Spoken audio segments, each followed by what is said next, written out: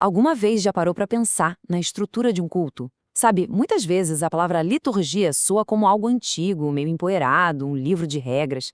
Mas e se a gente pensasse nela de outro jeito? Como se fosse a arquitetura de uma experiência profunda, um mapa para o encontro. Bom, vamos mergulhar nisso. Para começar, é super importante alinhar as expectativas. Deixar claro o que a liturgia é e principalmente o que ela não é. Então, não se trata de repetir palavras sem sentir nada, um formalismo vazio. Também não é uma sequência de coisas improvisadas na hora, nem um show focado nas pessoas. Pelo contrário, a liturgia é, na verdade, uma organização pensada, com base na Bíblia, é uma condução pastoral que guia todo mundo junto, sabe? E claro, é a criação de um ambiente espiritual onde Deus fala e o povo responde. E aqui está a ideia central de toda essa nossa análise. Liturgia não é um monólogo, é um diálogo. Pensa nela como um eco de uma conversa que começou, olha, há milhares de anos entre o Criador e a criação. O modelo é teocêntrico, ou seja, Deus no centro. É ele quem toma a iniciativa e o povo responde a esse chamado. E essa ideia de ter uma organização não é nenhuma novidade, viu? Ela tem raízes muito profundas. Como o apóstolo Paulo escreveu lá em Coríntios, tudo deve ser feito com decência e ordem. O objetivo aqui não é o ritual por si só, mas sim criar um caminho claro, sem distrações, para a adoração. É garantir que o culto tenha foco, reverência e, claro, verdade bíblica. Agora, para a gente entender bem a estrutura que temos hoje, vale muito a pena olhar para trás, para as origens. Essa conversa foi se desenrolando ao longo de milênios, e cada fase dessa história adicionou uma camada importante ao que a gente conhece. Vamos ver como isso aconteceu. Olha só, lá no tabernáculo e no templo, a ênfase era total na ordem. Tinha o sacrifício, a purificação e aí sim a adoração na presença de Deus.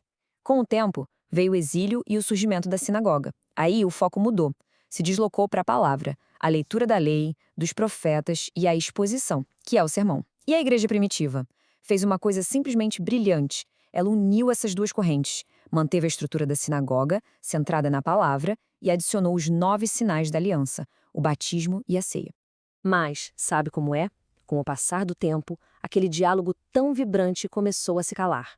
Durante a Idade Média, o culto para muita gente virou uma espécie de espetáculo visual, e o pior, conduzido em latim, uma língua que o povo comum nem entendia. A participação ativa deu lugar à observação passiva. A conversa virou um monólogo.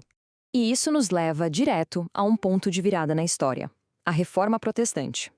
E é fundamental entender uma coisa. Os reformadores não queriam criar algo totalmente novo, do zero. O grande objetivo deles era restaurar algo antigo e valioso. Eles queriam trazer de volta o diálogo, a participação, a compreensão. E os objetivos deles, como a gente vê aqui, eram bem claros. Pense em Calvino, por exemplo, que buscava a tal simplicidade apostólica. A ideia era que todo mundo tivesse um papel ativo no culto, que fosse algo inteligível, participativo e, acima de qualquer coisa, centrado na glória de Deus, e não no entretenimento das pessoas. A lógica do evangelho precisava voltar a ser o coração do culto. Então, isso nos tira do o quê e do quando, para a gente entrar no porquê. Por que um culto bem estruturado segue uma certa ordem? A resposta é simples, porque ele não é uma coleção aleatória de atividades. Existe um ritmo espiritual, uma lógica teológica profunda que guia toda a experiência. E este esquema ilustra esse ritmo de uma forma brilhante. É um movimento que espelha a experiência que o profeta Isaías teve lá no templo. Primeiro, a gente tem uma visão da santidade de Deus, da sua glória. Diante disso, o que acontece? A gente reconhece a nossa própria condição e confessa. Em seguida, vem a graça, o perdão, o que gera em nós uma profunda gratidão. Com o coração preparado, a gente ouve a palavra. E, por fim, somos abençoados e enviados de volta para o mundo em missão. Portanto, o ponto crucial aqui é o seguinte: a ordem importa. E muito. Não é só uma lista de tarefas para cumprir. É uma narrativa poderosa. É uma jornada espiritual pensada para nos conduzir, passo a passo, ao encontro real e transformador com o sagrado.